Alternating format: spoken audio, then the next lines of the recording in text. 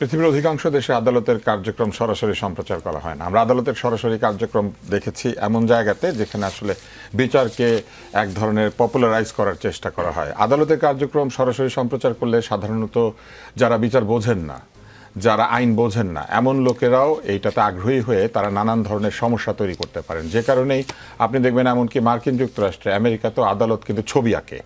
আপনি দেখবেন স্টিল ছবি দিয়ে আদালতের এই বিষয়গুলি বলা হয়। মূলত এই পুরো ব্যাপারটাকে সেন্সেশনালাইজ করার জন্য আমার কাছে মনে হয়েছে যে আদালতের বিচারকে এইভাবে টেলিকাস্ট করতে হয়েছে। আদালত সবার চোখের সামনে বিচার করতে গেলে আদালতের উপরে চাপ সৃষ্টির সম্ভাবনা থাকে। আর আমরা এখন যেটা দেখছি, আদালতের বারান্দা নিরাপদ না, আদালতের মধ্যে ডিম ছোড়ে, আদালতের মধ্যে মানুষের গায়ে হাত দেয়, সেরকম একটা জায়গাতে আদালতের বিচারকে এইভাবে ওপেনলি দেখানোটা আমার কাছে মনে হচ্ছে এটা রাজনৈতিক একটা সুবিধা পাওয়ার জন্য করা হয়েছে। কিন্তু আহতদের পরিবার কেউ কেউ বলেছেন গণমাধ্যমের সঙ্গে যে তারা খুশি, তারা এইভাবে করে বিচারটা দেখতে পাচ্ছেন। আমি তো এই কথাটাই মনে করিয়ে দিলাম যে এখানে এক পক্ষ খুশি হবে, এক পক্ষ খুশি হবে না। আদালতের এই খুশি অখুশির মধ্যে ঢোকারই কোনো দরকার নাই। আদালতকে অবিচার করবেন, এই বিচার আমরা দেখলেই কি আদালতের বিচার ঠিক হয়ে যাবে? না দেখলে পরে ঠিক হতো না।